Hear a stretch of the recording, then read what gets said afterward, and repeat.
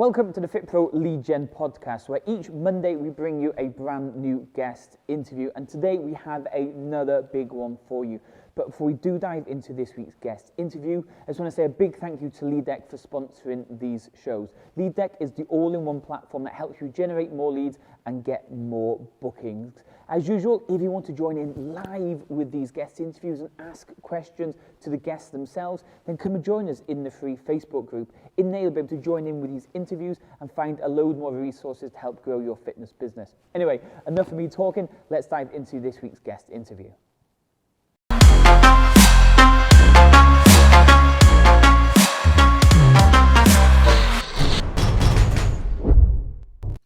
Afternoon, guys, and welcome to a brand new FitPro podcast. On this week's episode, we're doing it slightly later in the day because we have a special guest all the way from the US.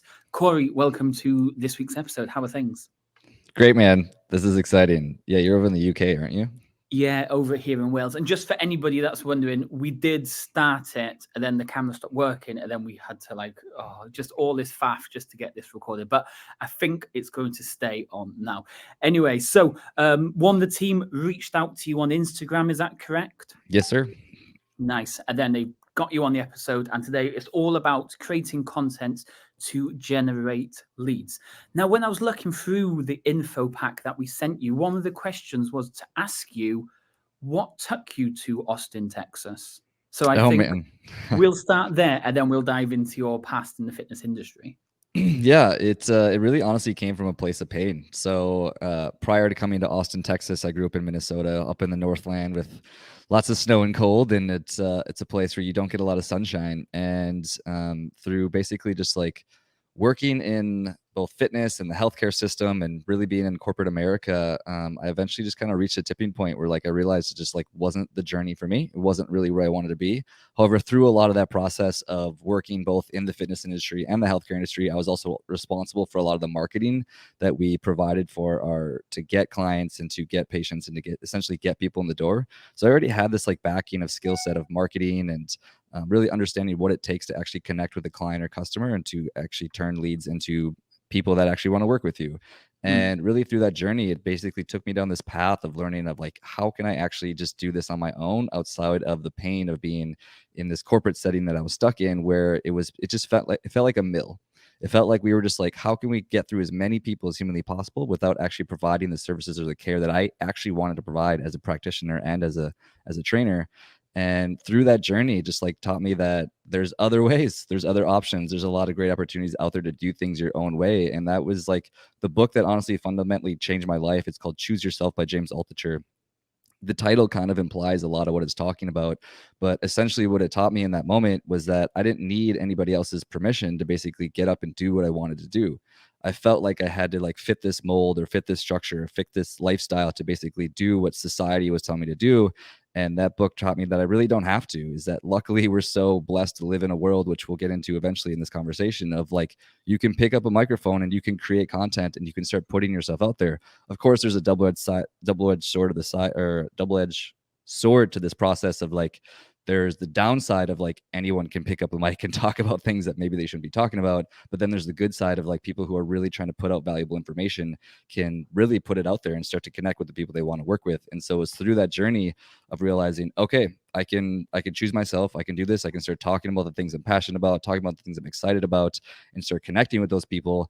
And through leaving my job where I was working in healthcare and just very burnt out on patient care, another friend of mine who's actually a pharmacist, we both decided essentially to step away from that world of feeling like we had to fit this mold and decided to up and leave. And that ultimately honestly brought us to here where I'm at today in Austin, Texas. And I can say without question, it was probably the best decision, or one of the best decisions I've ever made in my life, just in terms of community, giving you new perspectives, giving you new opportunities, getting around other people that also want to carve their own path. I have a friend of mine who often uses the expression of Austin often in the States feels like a honeycomb, in that there's so many people here that are entrepreneurial minded. They're growing, they're learning, they're developing, they want to have an impact, and then they kind of just spread out across the world or the country to basically have a greater impact.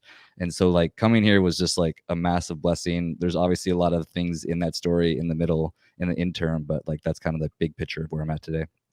Nice. So what I got from that is it was too cold in Minnesota, so you moved down to Texas where it was warmer, correct? Bingo. I will say, I mean, you nailed it. There is a component of like what brought me here was weather, which was a big part of it. It was sunshine, happy people, genuine opportunity, less state taxes. But honestly, what kept me here was the community, the honeycomb, the opportunities, the entrepreneurship. That's what kept me here. So Nice. Yeah. So for Wales and the UK as a whole, it's cold, it's wet.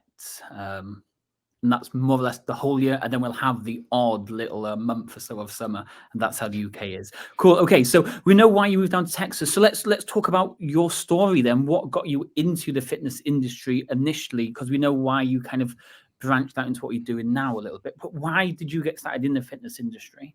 great question. So it again came from a place of pain. I would say if you're familiar with Tony Robbins, and he talks about this all the time, is that pretty much everything we do in life is rather moving towards the desire for pleasure or away from the avoidance of pain, essentially.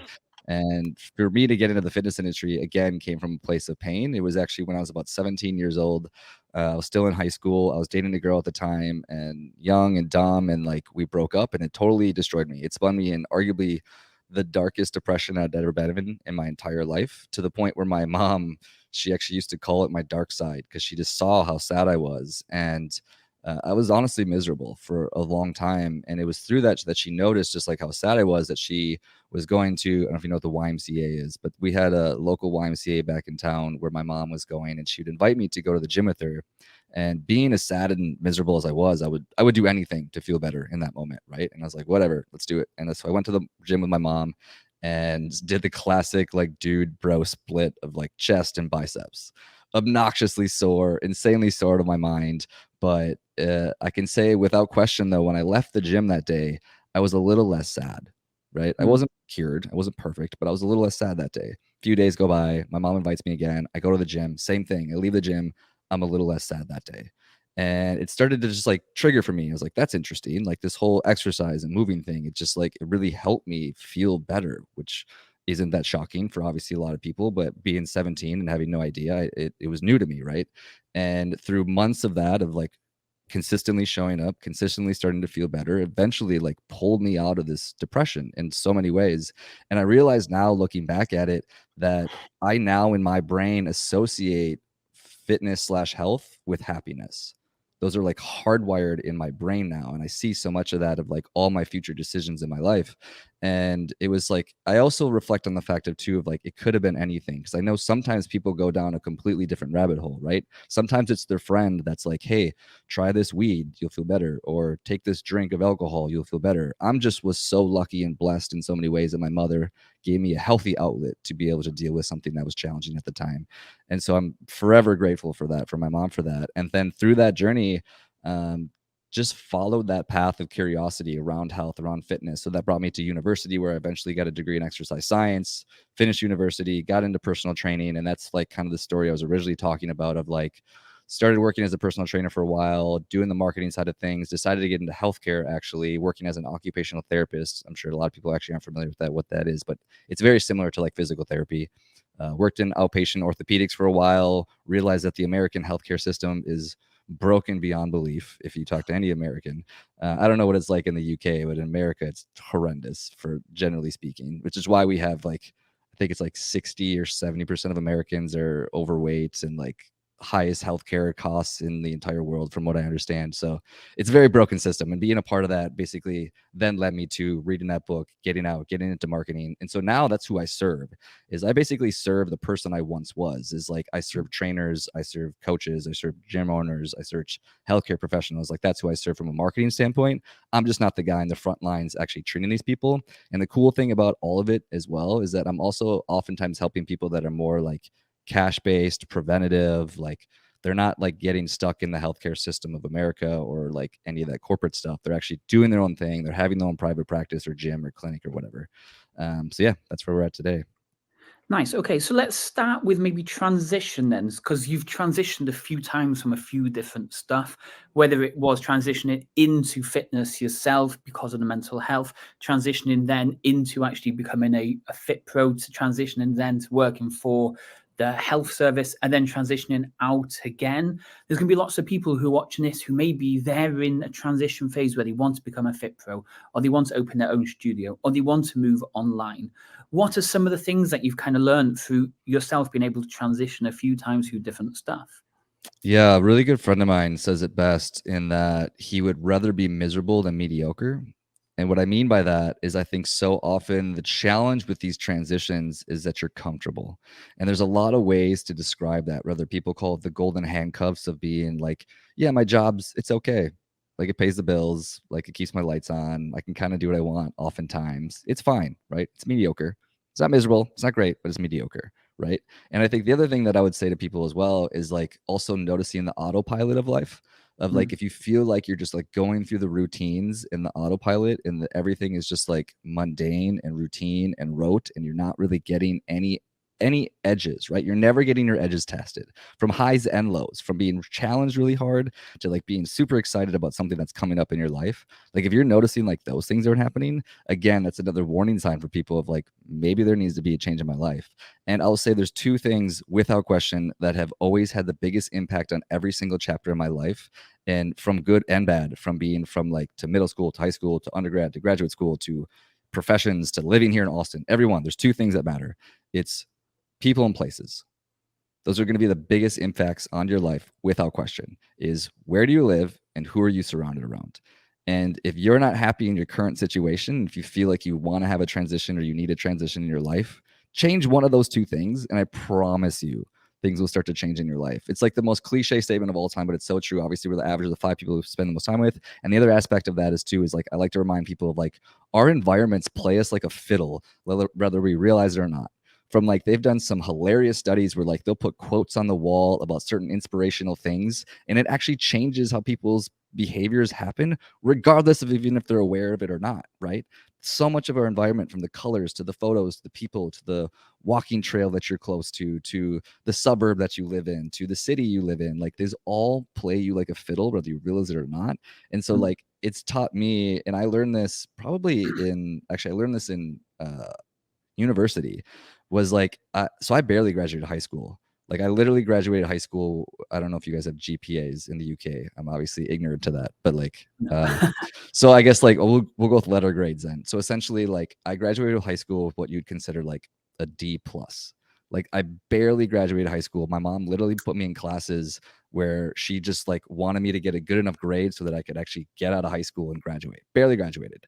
Got into university though, started surrounding myself with better people that like actually wanted to study, wanted to learn. They invite me to go to the library. Ended up graduating undergrad school with a 3.0, continued that to graduate school before I became working in healthcare, and graduated with a 4.0, being around other people that again, or 4.0, excuse me, an A. 4.0 is an A essentially.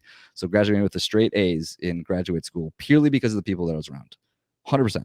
So there's no question. So like anyone listening is like, those are the two biggest factors, is like people and places. Like one, be aware of who you're around, and not to say like block people out of your life or never talk to them again, but just be conscious of it, right? And the other aspect of that is like people often get stuck when they get stuck in their same, where they grew up, what they're doing, the routines and the rituals. And if you don't shake that snow globe somehow, it's very easy to like get stuck and not actually make the transitions in your life that you want to. Yeah, that's kind of like a massive thing, especially as fitness professionals. Our job is to highly motivate, encourage, and push our clients forwards. Yeah, if you go home of a day and all you're just getting that is moaned at, it's pulling you down, it's not motivating you, it's hard to then take that into work. And I guess Totally. one big thing a lot of fit pros will notice as well is our fitness professional friends. We can have a real good conversation with them because we talk about leads and sales and client retention, all this stuff. But then when you go home and talk to your pals at the pub or something, and you're just like, oh, I can't really talk to that about them because they don't get it. And that's what you mean by people and place. Yeah, different environments spark and encourage and motivate different things. Totally. And it doesn't mean not to like have those opportunities to like go to the pub and hang out with your friends and be with the guys and shoot the BS, right? It's not to say to don't do that. It's just being aware that those things are having an impact on you, whether you realize it or not. It's one of the reasons that like people so often, I'm sure you've heard this as well, is like people try not to like watch the news for the most part a lot of these days. It's because like they've shown time and time again, even if you know in your head that it's all negative, a lot of it's garbage, a lot of it's like tearing you down, they're just like trying to get you ramped up. Even when you know that consciously in your brain, it still Totally. affects you. It doesn't matter. It still affects you. And so it's like the conscious awareness of like the same thing is true of where you live and the people you spend your time around. So just be aware of it. Nice. Okay. So we've gone through school and college and working for the health profession, and then you've come out of it now. What is it you actually do this moment in time then? Yeah.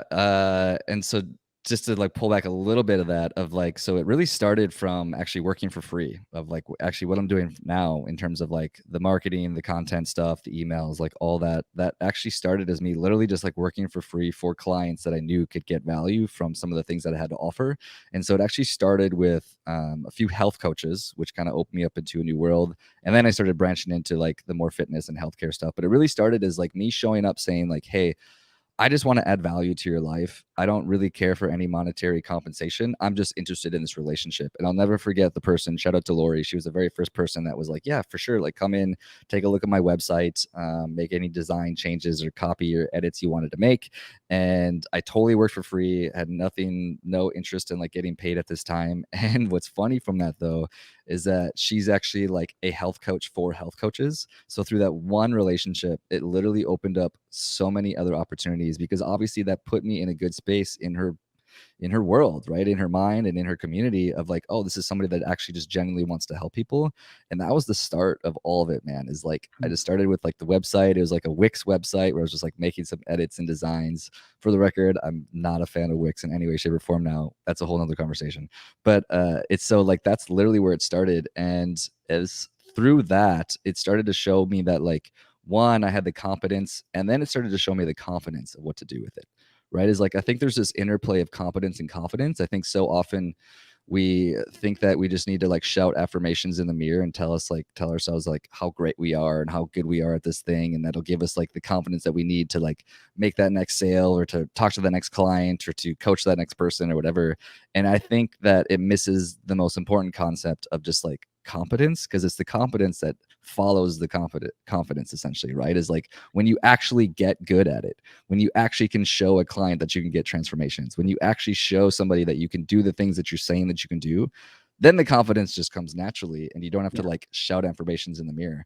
And so for me now, that's what I do in terms of like a full scale, I guess, website design and development agency. Is like that's the main bread and butter that we offer now from a business standpoint. Is we primarily work with the same people I was talking about, my previous self, essentially, trainers, coaches, gyms, whatever. And we primarily focus on the website design and development aspect of things, of like how to actually create a website that converts traffic into leads. Because it's one thing to have a business card on the internet, which I think is what a lot of people do. It's something completely different to actually take into consideration of like, how are we actually getting somebody on this page to resonate with them, connect with them, and actually to click a button? Because like even a good converting website, if I remember correctly, is only like 6% or something like that. I would say most websites on the internet are probably on the lower end of like 2, maybe 3% of conversions. And so like that's a huge difference, right? If you could literally double the amount of conversions of people that come to your website just by understanding the basics of layout and design and development and copy and all the other aspects that go into it. So that's really our main bread and butter. And then the other aspect of that is like there's a little bit of a component of obviously SEO or email marketing, which are important as well. But we really more or less just focus on the website side of things. But yeah. And it's interesting you're saying this now. So you said at the start, you started with Wix and it wasn't great and you were doing it for free and you were just getting it out there. And like anybody that's just listened to that last minute there, you can see that if you practice, if you put the work in, if you push at something, you're going to get the results.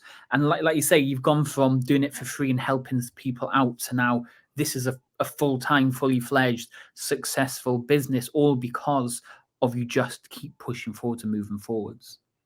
Yeah, I would say there's a huge component of throwing spaghetti, I think. I have a podcast show as well, which is why I love doing this. So thank you for doing this, side note. And I would say one of the most common things that I hear from the guests, and I talk to a very similar audience, oddly enough. My guests are mostly in Austin, but they're other like health, fitness, wellness professionals, essentially. And I so often hear is that like people just Sorry about that. I so often hear that people just throw spaghetti at the wall and they basically have no idea what they're doing and Yeah. they're just figuring it out as they go. That's like so many people that I talk to on my show, and I'm sure you probably see that as well with the other people you talk to. 100%. Like we specialize in Facebook ads, yeah. And for most people out there, it is going to be the same situation where you Google, you YouTube, you listen, you try, you see what worked, and you repeat. And you're going to get better and better and better and better before you start to get almost a predictable results. But it also says in my notes as well that you love podcasting as well. So we'll probably dive into that shortly now. But let's talk about websites, because like you said, a lot of people they just I just need a website. I just need a website for my fitness business. But like you say, 2 to 3% conversion rate is not good. And the whole point of having a website is to bring people in for free. It's just out there. It's going to bring people in. Let's talk about some of the steps that people need to put together and to have a successful website that is converting closer to the 10%, even to the 20% if possible. Yeah, and I apologize for the fire alarm going off in the background now, You which are I'm sure. okay, yeah. Yeah, I'm fine. Okay. If there's big I don't flames know. behind you, I will let you know. Please do. Hopefully that'll stop in a second here. But so I would say the biggest thing is like what I would call a client journey. And to make this very simplistic for anybody listening to the show that knows nothing about like basically website or branding or marketing for that matter, it's really about understanding how to make your client or your customer the hero of a journey.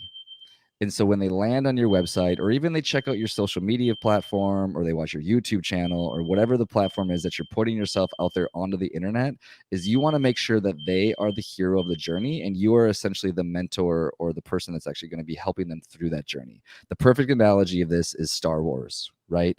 Is like your client is essentially Luke Skywalker, you are Yoda. That is the best way to think about it. It's because I think so often the mistake that I see time and time again with the people that I work with, especially in the health and fitness world, is that they're putting up their certifications, their history of like all the training that they did, their workouts that they're doing that's making them buff, and like, which is fine. There's a huge, that's great. It's awesome. Obviously, you want to talk from a place of experience of the things that you know about. But if your intentions behind it isn't at the forefront of understanding that they are the hero of this journey, you're missing out on a huge opportunity. And so, like, your website specifically, to talk about that topic, is like, it's not a business card about you. It's about understanding, like, it's about how are you talking directly to the person that's reading it, the pain points, the challenges, the struggles that they have in their life. Like, are you using the language that they would use? Are you putting up photos that resonate with them? Are you putting up videos that are talking directly to like some of the challenges that they're dealing with that you've also overcome yourself? Like, that's the biggest thing for like a high converting website. There's a billion different ways that you could potentially lay it out, make it cool, make it sleek. That's a whole other conversation. But at the core of every website is understanding that hero's journey. I can totally steal too from are you familiar with brand story brand model, the story brand model? Yeah, exactly. So that's the whole concept of a lot of what we follow about. If we don't know what we're talking about, essentially it's a book / it's a guy, Donald Miller, I think is the guy that wrote it. Podcast on it as well, isn't there? Yes. And that's where a lot of the inspiration that comes from, a lot of the stuff that we do from an agency, is just understanding is like, it's a hero's journey. It's taking people through that journey and making them feel good and having a relationship, as opposed to just being this like blanket business card about yourself, which, like, honestly, at the end of the day, nobody really cares about. Okay, so what I'm hearing you say here then is the layouts and the how the website works is not as important, nowhere near as important as the content and what you're actually talking about, correct? Totally. I mean, as the saying goes, like, words pick locks, essentially, or words can move mountains is another way to say it. Is that like the photos, the videos, the copy, like those, I would argue, are probably the more important aspect of the actual layout. There's a lot of ways you could lay out a website, as long as it has like basic design principles that are in line with like what any other designer would look at. That'd be the most important part. Like, you know what I mean? Like, doesn't look sloppy. It has some consistency. Things are kind of grouped together, which are all often things that like a template could basically do for you. But behind that, it's really about like, are you putting out a message that actually resonates with the people you're trying to connect with? That's the biggest thing at the end of the day. Okay, so I want a website for my fitness business. Now, I'm looking at all my competitors, and some people have just one page, and other people have got like 25 pages. Do I need a massive one, or can I get away with just almost one page? I would say probably for this audience specifically, less is more. In the sense that I would say the majority of the clients that we honestly work with, I would say are often less than 4 pages more often than not. The first main initial page is obviously going to be the most important one. And that's really kind of that hero's journey that I was talking about, is like making sure you're talking to all their pain points. Then you could have another page that's more about you, more about like your awesome certifications and like how great you are and all the things that you've done. You could have a contact page. And then other than that, maybe a frequently asked questions page is helpful purely from an SEO standpoint. Like if you get repeating questions, that can be help you kind of like rank higher on something like Google or whatever. But yeah, I would argue the majority of specifically this audience, like less is more. I would argue if you had more than 5 pages, you're probably doing something wrong. Okay, so keep it nice and brief, and like not too many pages. But then you said a minute ago, the content is the most important thing. Now, I can write a little good Facebook post that gets a couple of likes, but how would I even know what to put on the website that's going to boost my conversions from 2 to 3% to, like you said, 10, 15, 20%? How do I write this? Is there a formula? Is there a structure? Is there something I need to learn or understand to make this work? This is going to sound, I'm joking, sort of not joking, but ChatGPT. No, just kidding. It's sort of true, but sort of not true. There's for sure a skill to copywriting. And like, so that is a component. And if you don't know what copywriting is, it's basically just like words that sell often is the easiest way to describe it. But so copywriting, there is a component to knowing the right words in the sense that like, are these the words that actually my audiences use? And so like for anyone that doesn't want to go down the rabbit hole of like learning the skill, or even if you don't want to hire somebody, let's say you want to do it yourself. Let's say you wanted to have the actual copy on the website that you wanted to do yourself. You don't want to hire anybody, but you do for sure want to have a site that converts leads. I would start literally by having conversations with your clients and customers and really, really listening. And what I mean by that is like, what is the verbiage that they're using? What is the language that they're using? What are the challenges and pain points and the struggles and the things that are in their life that keeps them up at night? Like if you could really dive deep, just like take 10 people in your community that you're working with or you want to work with. Let's say you don't even have a practice yet. Let's say you just want to work with them. Take 10 conversations, really listen, take notes, like understand them at a deep level, and then take that and essentially just give them the solution to the things that they're already talking about or pain points, and be the solution to the problems that they're talking about. Use that as a source of copy or verbiage to go to your website. That's going to convert 1,000 times better than just like hoping and guessing and just putting words out there that sound like interesting or cool, or even like doing the other route, like I was talking before, of like just kind of talking about yourself. Like listen to your audience and give them the solutions to their problem would be number one. One of the things you mentioned earlier was making sure we have the language that they understand, and that's huge. Yeah, like if you're talking about hypertrophy or going into some sort of crazy nutrition principle and they just don't understand what that means, I'm guessing you've just completely lost them.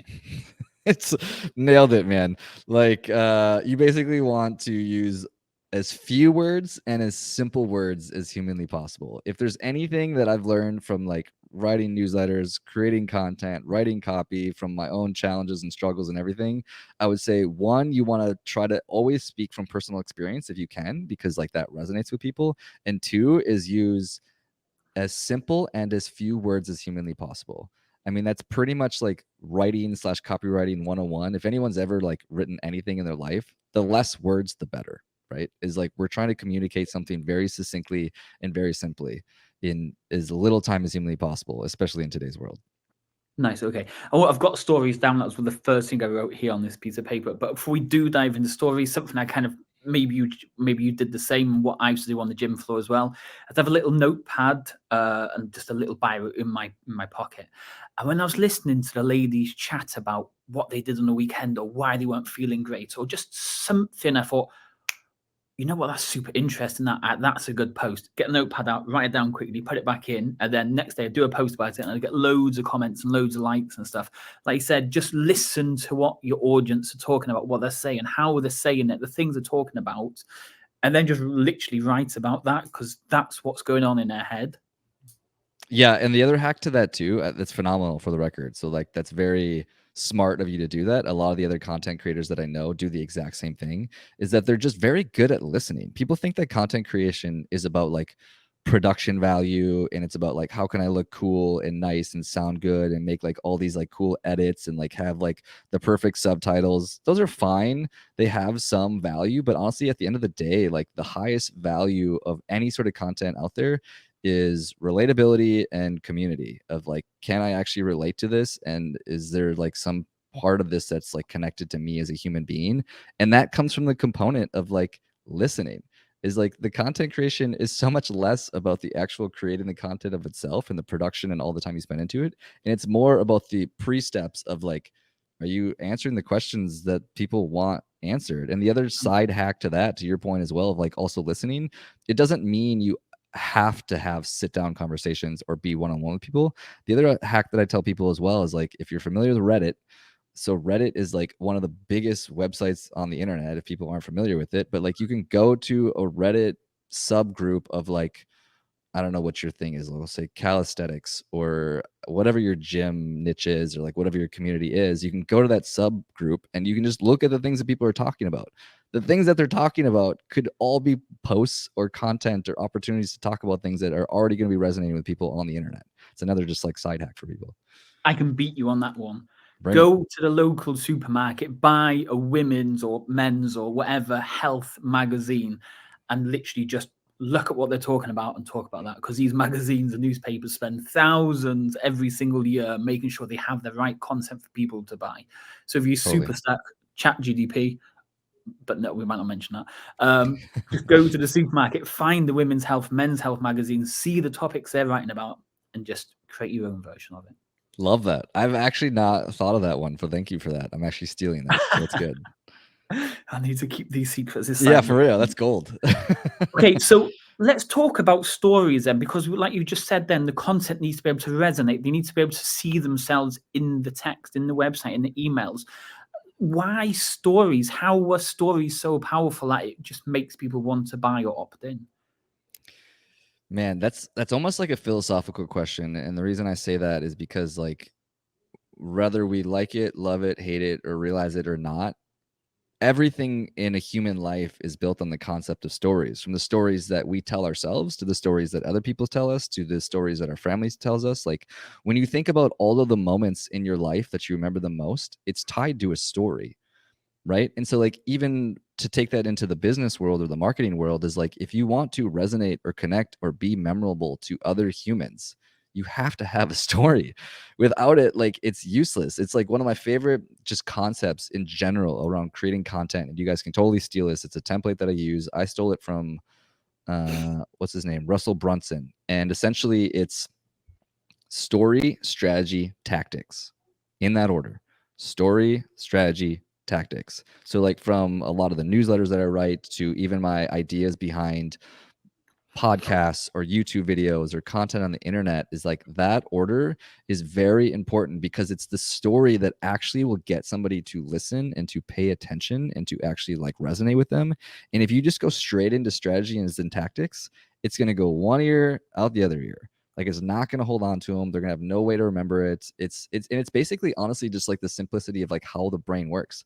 I had a guy on my podcast show not that long ago who literally wrote an entire book about how people learn, right? And one of the practices, one of the principles of like how people actually learn and hold on to durable knowledge and thoughts is stories. They tie it to a story, right? And so like you got to think about that from a business standpoint and a marketing standpoint of like whatever your practice or gym is or whatever you're doing is like, if you don't tie it to some story for them to remember it or to hold on to it, it's unlikely that they will in any way, shape, or form. And so like that's a very simple formula, but like stories, strategies, tactics in that order is going to resonate far greater than anything else you put out there. Okay, do you do case studies for your clients? Do you write case study stuff for your clients? Go deeper. What do you mean by that? So if I was going to write a blog post, instead of writing the 5 best ways to lose weight in your 30s, it would be, here is how we helped a mother of 3 who's premenopausal drop 2.5 kilos over 90 days. Because that hooks them in. That's the kind of it's kind of like a success story, but you're writing it in a different way that hooks them in. You explain the story, and then, like you say, strategy, tactics, call to action. Yes, exactly. Okay, you nailed it. I get what you're saying now. So yes, because like here's the thing that I think people forget is that without the story, you're not answering a very important subconscious question that's happening in people's brains. And the question you're trying to answer is, am I allowed to swear on this podcast? Yeah. Okay. Why the fuck should I listen to you? And if you can't answer that question from the get-go, why should they fucking listen to you? Right? And just jump in, just for everybody to understand how soon into this post, into this blog post, into this case study should you nail it? Does it have to be in the first line, the first sentence, the first couple of paragraphs? How quickly do you need to get it in there? Yeah. So that's a little bit of the strategy tactic piece of it. So like if you want to get a little bit more micro on this stuff, now we're talking about like hooks in terms of like having something that catches somebody right away. I think I would argue that's probably one of the most important sentences of the entire piece of content, or even like a video standpoint, or like whatever your content is like, if you don't have somebody to capture somebody like instantly right away, they're going to move to the next thing. Right. And so like, that's a little bit more of a granular strategy. That's something that this is again, back to kind of copywriting and content creating in general, is like another framework that I use. It's called ADA. You're probably familiar with it. It's essentially like attention, interest, desire, action. And so attention is like essentially your attention getter or your hook or your one liner or something to just basically grab them right away. It's another very common copywriting tactic. But back to your point as well about like using case studies, 100%. That's exactly what I was talking about. And like to answer that question of why the F should I listen to you, that's where the story or the hook becomes so powerful, is that the story gives you grounds to talk from somebody or somebody else that had that experience. So when you use a case study, you can show like, this is somebody that had that experience that can also resonate with you, and here's how they dealt with it. Or you can do it from your own life, is like, this is the experience that I had. This is my story. This is why I should resonate. This is something that like, this is a reason you should listen to me. This is answering that initial subconscious question of why should I listen to you? And then everything behind that is like how you actually did it, the strategies, the tactics, the whatever, the bullet points, everything else behind that. But yeah, that it has to come from that place of like answering that subconscious question. Why should I listen to you? Right. And if you don't already have a massive following, or you don't have like a billion testimonials, or you don't have all these people that are referring and talking about how great you are, if you don't have those things, then you have to do it from another angle. And that angle is the story. It's like, what did you do? Are you showing that you actually did it and can actually talk from that? Because if not, I'm not going to listen to you. Okay, so let's kind of stick to that then, because when you've got a number of success stories and all these clients and people referring you, it's easier. It should be a lot easier to create content because, like you say, just listen to what they're saying and use some of the success stories, users post. But I'm brand new. I've not coached many clients. I might have one client who's my auntie because my mum said I should come and do the program or something real base like that. But I want to attract more people into my business, and I've got nothing in common with my target audience. I'm just a 20-year-old, 21-year-old skinny kid who loves sports, and I'm trying to attract women in their mid-40s who want to lose weight and they've got kids and all this stuff going on. How can I possibly write a story about me that can resonate with a completely different audience? This is you can't, to answer you bluntly, right? They're not going to listen to you, unfortunately. So it goes back to, I think there's a few things to pull out of that and to tease out of that. So like, if you were in that scenario, let's say we're talking to this person that they're a young single male with no kids, no family, but they want to work with the mom or dad or whatever with kids and a family and the extra body weight and whatever. You're now climbing an uphill battle. I'll just say that straight up, right? Is like, it's unlikely that somebody would listen to you until you have those case studies that we're talking about. So to pull all the way back to your question, if I was working with this person or I was consulting this person from a marketing standpoint, my first question would be, why?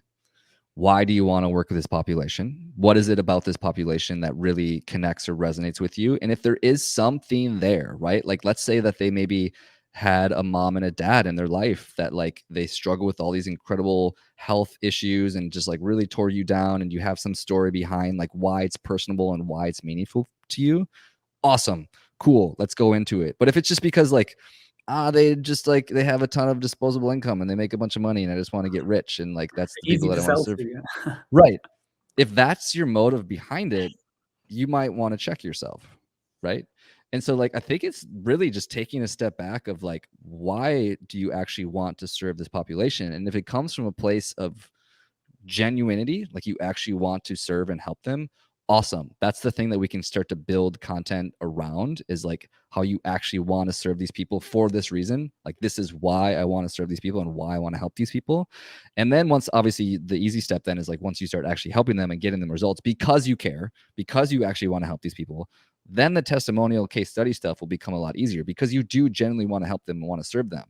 But if you don't, then it's a question of like, maybe you might want to check your motives and take a different angle. And this is purely marketing brain speaking. So correct me if I'm wrong here, but yeah, that's where my head goes.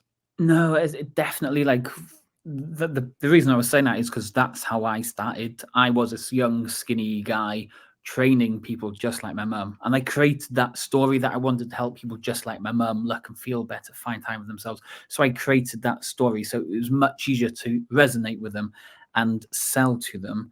Totally. So if And that makes sense. if we look at stories a little bit more, then what happens if we're just struggling to come up with content ideas? Like we have writer's block, or whatever you want to call it, where you open your phone, you're like, yeah, I'll just start writing a post, and you're just like, oh, I don't know, and then that's it.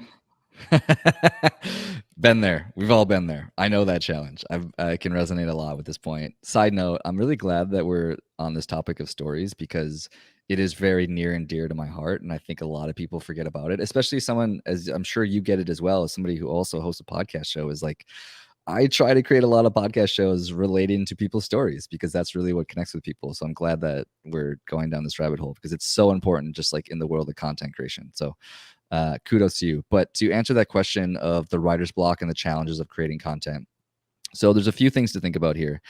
I think, again, this is pulling back a little bit of like, are you doing things / living a life that's even worth creating content about? I think that's something that people often forget, is that like when you look at the YouTubers that are blowing up or the other content creators that are blowing up, you're like, whatever, name any of your vloggers or podcasters or bloggers or whatever, is they live interesting lives. Therefore, they have interesting things to talk about. So creating content becomes simple. That's one component of it, is like they just have very interesting lives. The other component of it, which is more the camp that I fall in and resonate with, is like, I'll be honest, I'm pretty introverted. I don't do a lot of things. I do a lot of community building here in Austin.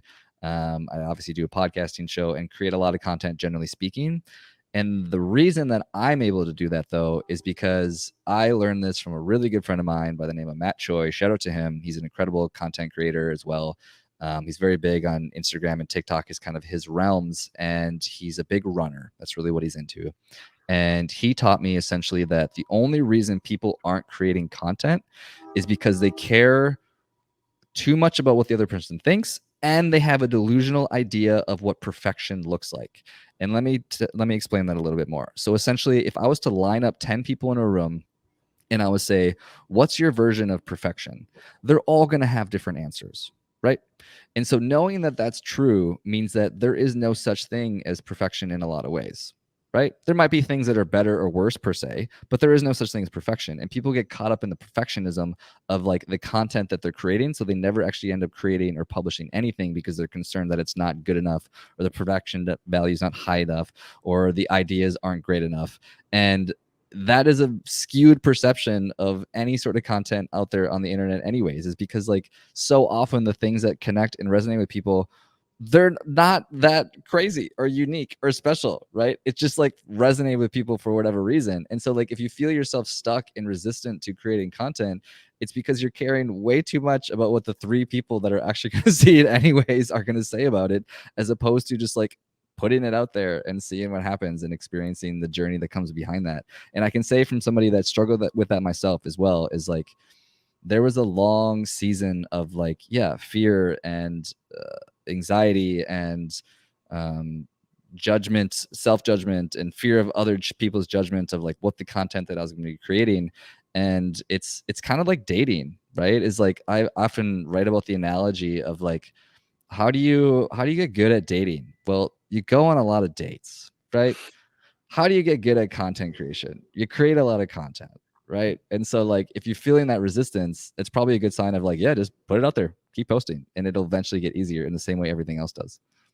You know, that actually takes us almost back to the start of this conversation, because you were just saying there that you're scared or nervous about putting content out because the people who are never going to buy from you anyway are going to judge your post, which takes us back to why are you even friends to start with these people? Why are you letting these people see your content? Why are you letting them hold you back?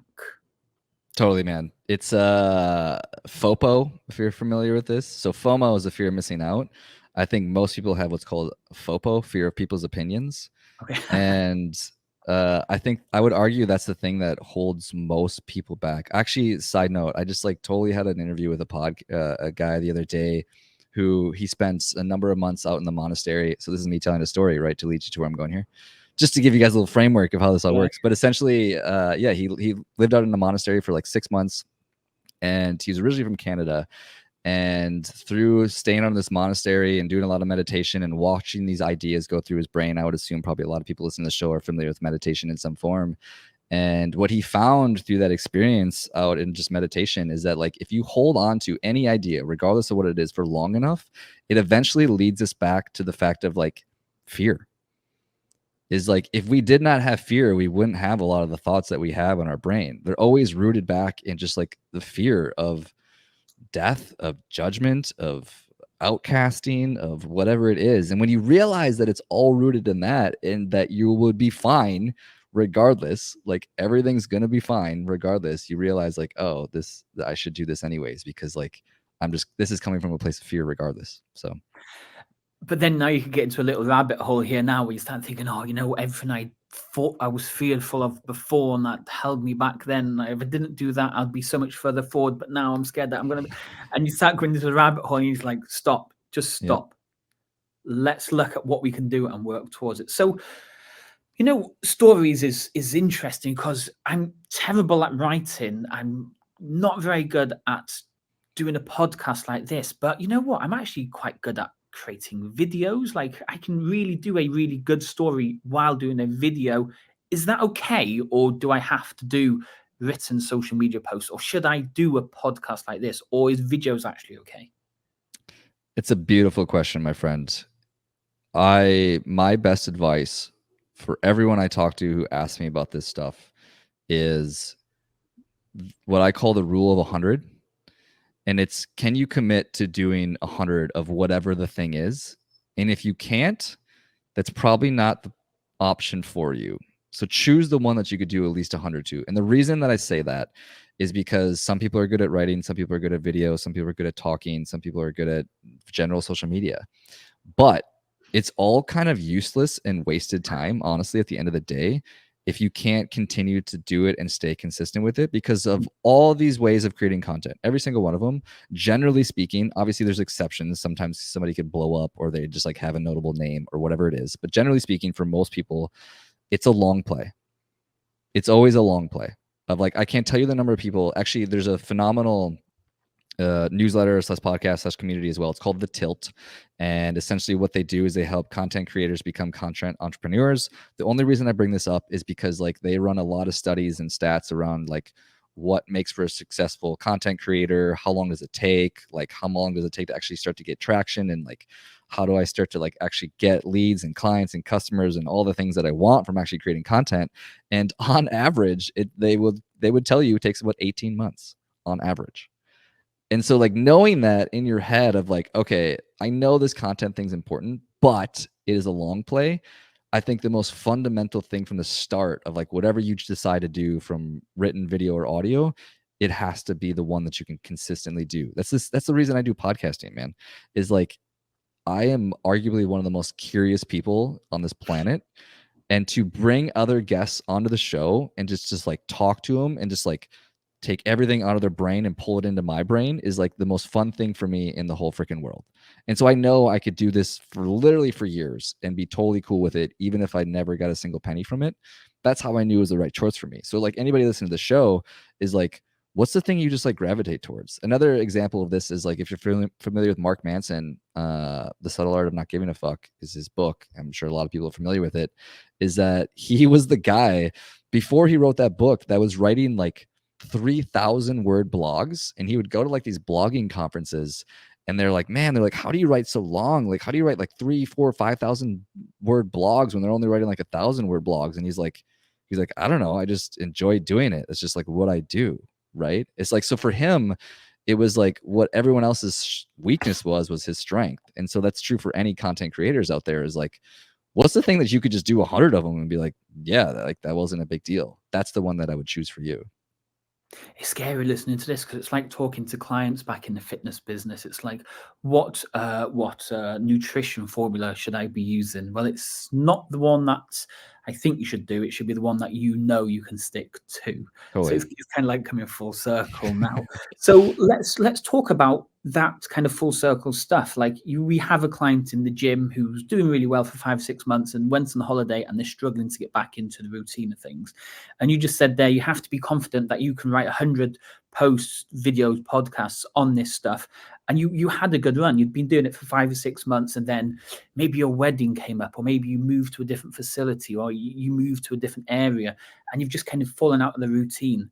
How can someone get back to it? Podcasting, blogging, emailing. How can people get back to getting this stuff out again? Yeah. So this comes back to like the component of trying to remember the words that I use for it exactly, but essentially like your barrier to entry has to be so low that you're almost guaranteed to hit it, right? And so I think the reason that most people fall off of any form of content creation, or really most any habit for that matter, and this can be helpful for like especially anybody in the health fitness space, and I think this would resonate with a lot of you guys, is like the goal has to be so low that you almost guarantee yourself, or in the fitness world, your client, a win. Right. And I learned this quote from BJ Fogg, who's basically an expert on just like behavioral science. And he's actually one of the guys behind what made social media apps so addictive. Is like, he was one of the guys that actually like understands human behaviors and how to actually get people to stay consistently hooked to these devices, unfortunately. But there's a bright side to a lot of what his work has done, in that he talks about how we change best by feeling good, not by feeling bad. And what I mean by that is that, like, let's say, for example, your goal was to hit 100 posts on Instagram for 100 days in a row. Let's say that was your goal. But realistically, you probably could only have done like something maybe simpler, like I'm trying to think of an example of like, maybe like writing like a few words on Facebook about like your experiences for the day. Like maybe that was like a lower level goal. Like you want to choose the one that you guarantee yourself a win, because like if you start missing the goals that you have in mind, that feels really bad. And when we feel bad, we're unlikely to continue to do it, versus when you hit your goal and you feel good about it, you're more likely to continue to do it. A very simple fitness example of this is like, do 1 push-up a day. Could you do 1 push-up a day? Of course you could, right? But if you set the goal of like, I want to do 100 push-ups a day, you're far less likely to hit that goal for 100 days in a row. And when you start missing that goal, that's when you're going to drop off and fall off and stop doing it. And so just to go full circle of like kind of your question about the content creation piece, is like, people who fall off of it set the goal too high. The barrier has to be like so minuscule and so low that you almost guarantee yourself a win. Because here's what happens is, 1, you start to feel good about the content that you just created or put out there into the world, because like you did what you said you're going to do. And 2, you actually end up oftentimes doing more because you feel good about it. Right. So like, even if the goal was like super low, super basic, super simple, of like, we'll say 10 words on Facebook, that like you just have to write out 10 words per day for 100 days, like that's your goal. Oftentimes you'll probably write maybe 10, 20, 30, maybe even 50, just because like you feel good about doing it. So you build up more and more and more. And so like whatever it is, from podcasting, YouTube, or content, or blogging, is just make sure the goal is like really, really, really small, especially blogging. That's a really tricky one for people. They like try to hit like whatever, we'll say 300-400 word blogs once a week or something like that. And it's like, it's kind of a lot, like whether people realize it or not. Is like, make it really, really, make it 100, and make sure whatever it is, like you guarantee yourself success, so you feel good about it and continue to do it. Just looking at the time there, 53 minutes already, and I've got loads of questions to ask. So we'll skip through most of my questions now then and dive into the one thing I can see you're super eager to talk about, which is podcasts. If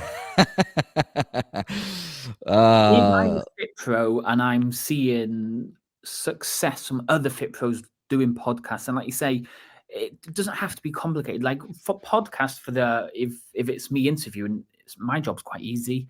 I just need to ask questions that get a good answer out of the person I'm interviewing. So podcast is generally easy. But if I've never done it before, I want to start a podcast. It's quite interesting. I've got loads of stuff to talk about and people I can interview. Where do you start? So I want to start with a story because I want to show why people this is valuable and why I just love the medium of podcasting.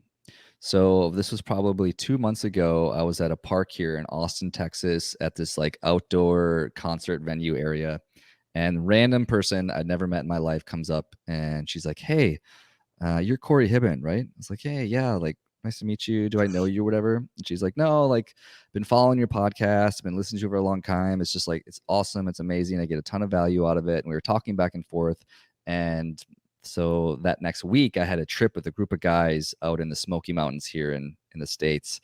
And turns out that she actually grew up in the same town of like where we were flying out to go to this trip with this group of guys. And I was telling her that on this trip, I actually didn't have anywhere to stay like the week before and the week after. And it was actually just like trying to figure that out. And she's like, let me just like call my parents and see if you can actually stay with them. And so I ended up spending like an entire weekend with this girl that I just met's parents out in like the Smoky Mountains, like exploring the town and the city. And they showed me the University of Tennessee and like toured me and fed me. And like I got to stay at their place and see all these amazing, cool things. And this never would have freaking happened had I not started creating content or having a podcast show or having some way to basically just kind of put myself out there to be notable to the general world.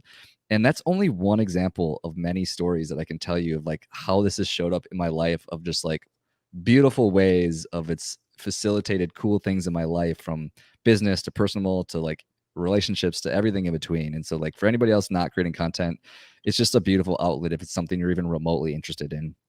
And to go back to your original question about like somebody who, if they wanted to start a podcast show specifically, and if that was the angle that they wanted to go with it, I always tell people similar to like you nailed it earlier, man, in terms of like, it's so funny, like the parallels and the overlap between like fitness and content creation and everything in between, is that I often tell people is like, choose what gets you to hit record. Again, I think that people forget that it's not about the production value really at the end of the day. It's about, does this resonate and connect with people? And the only way to find that out is to start hitting record and start putting yourself out there to have a conversation. And I would argue your job is actually, knowing from myself, from personal experience, a little harder than I think most people recognize, honestly, is like, you've done like 400 plus podcast episodes or something at this point. Mm. I've done maybe a little over 100. And I can tell you, even after doing a little over 100 of them, I still feel like I am very green and still learning how to ask better questions. And I don't say that to like scare anybody listening to the show. I just want to give context of like what you do, David, honestly, is like very good. You're very good at what you do.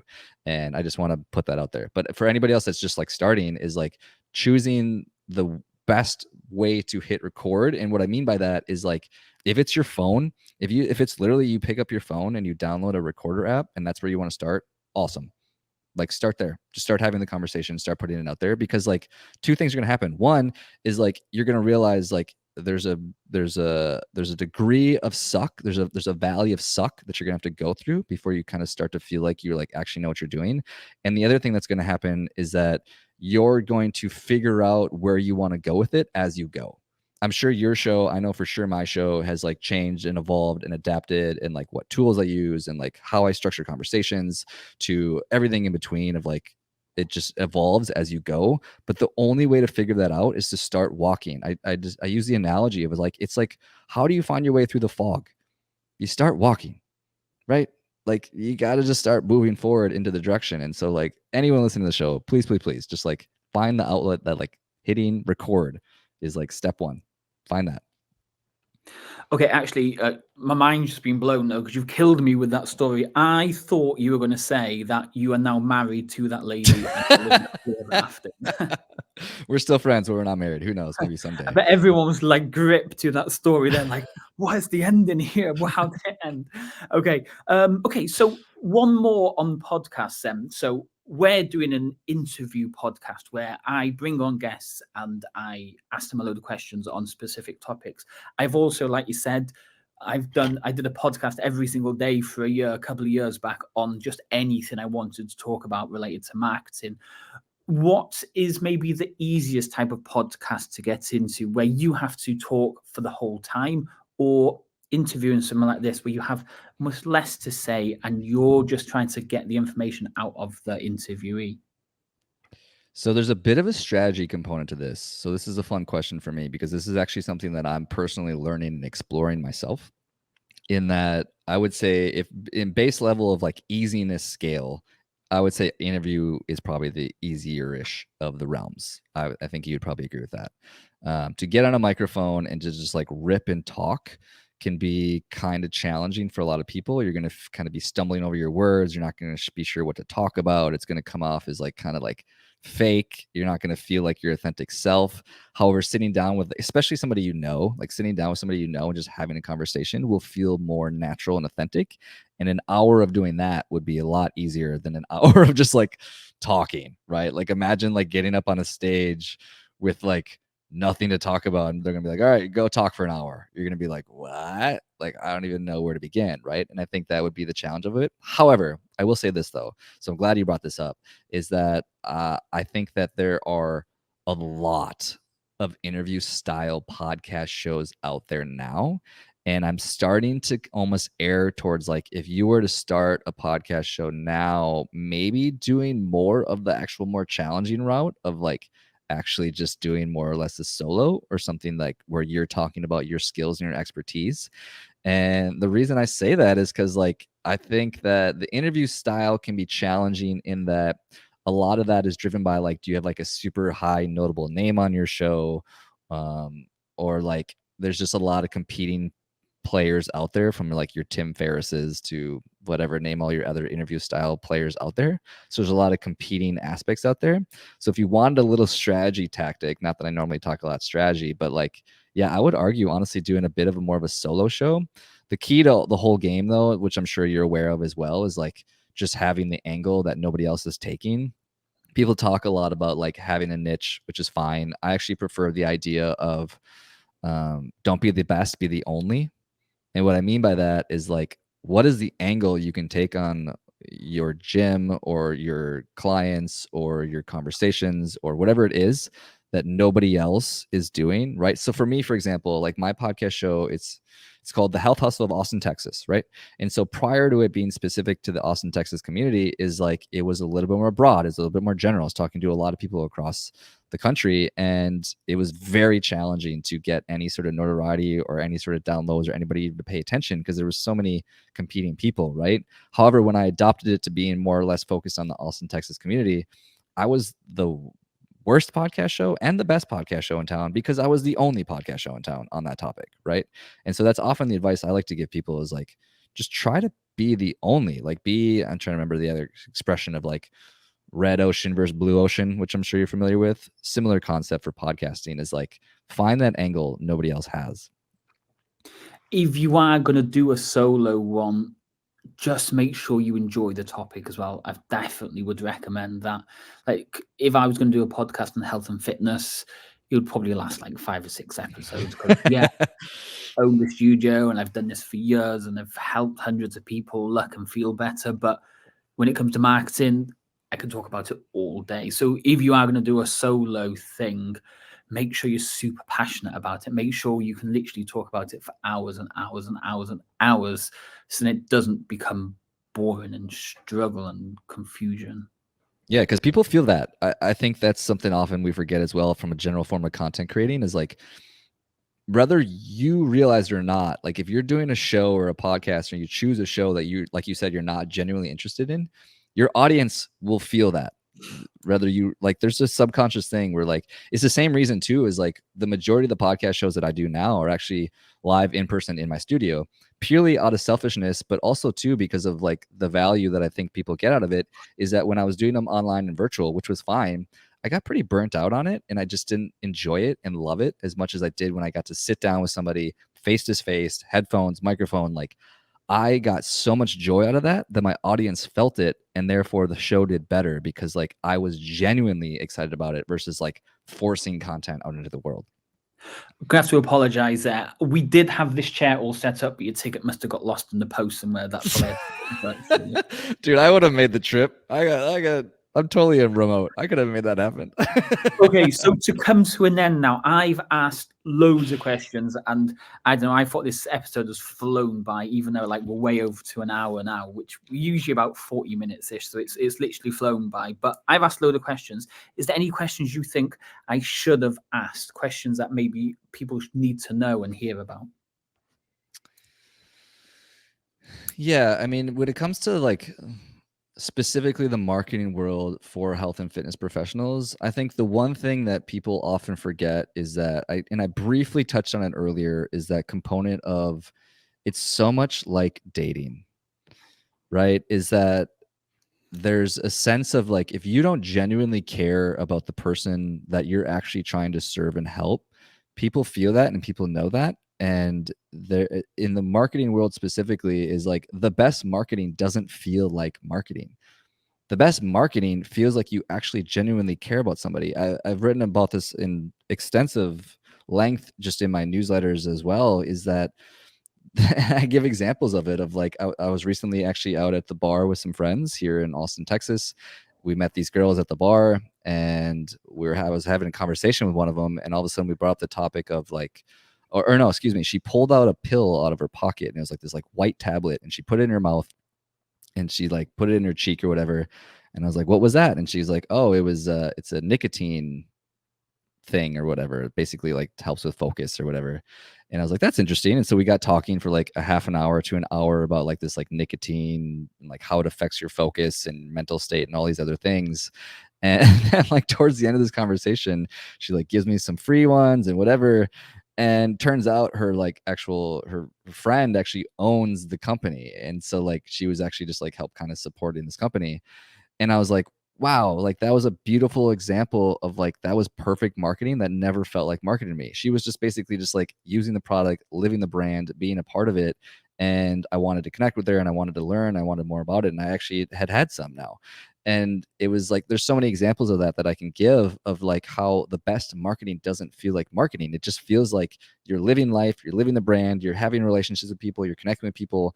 You just so happen to be doing this other thing or having this other product or service or offer that people can have. On that, the easiest one by far is give your clients clothing. It makes it so easy for people to ask, what's that t-shirt for? Straight into the conversation, and like, it's so easy. Anyway, okay, let's Clay say this is way over an hour. Usually we keep them to 40 minutes, so let's kind of bring this to a close now. So as part of the episode, you always ask the clients or the interviewees to come on to potentially share something that they have to offer our audience, and you've got a 7-step formula download or something. Is that correct? Yes, sir. Yeah, it'd be coreyhigh.com/7-steps. And what is that? So it's really about converting your social media following to basically leads, clients, and specifically a newsletter list. Is like, as you know, I would argue that the most powerful tool you have by far of maintaining, connecting, and actually having clients want to maintain that relationship with you is an email list, or a phone number list, I guess, for that matter. Is like, those are the two things that like are really close and personal to people. And so like, anyone out there creating content from any platform, is like, if you're not taking that following or that audience onto some sort of email list or some other way that you can have that intimate relationship, whether it's an email list or a phone number, is like, you're missing out on a huge opportunity. And so I basically just put together a 7-step process of like, really simply, like, how do you actually do that? Like, how do you actually create something that can convert your social media following to a newsletter list? Nice. Where can you find that again? So it's Corey High, my name, coreyhigh.com/7-steps.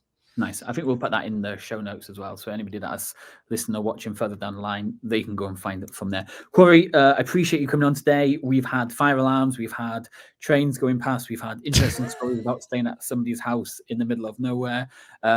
We've covered absolutely loads. So I think we'll probably need to get you on again further down the line to be blown away by so many more different stories as well.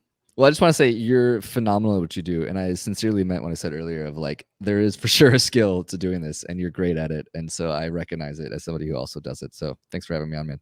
No worries. Appreciate you. And we'll speak to you soon. Thanks.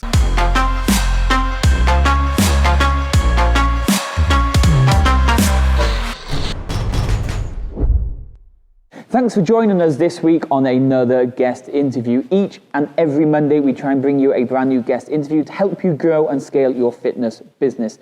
As usual, if you haven't already subscribed to the channel, don't forget to subscribe below. And if you want to watch these interviews live and ask questions, then come and join us inside the free Facebook group. I'll speak to you all next week. Cheers.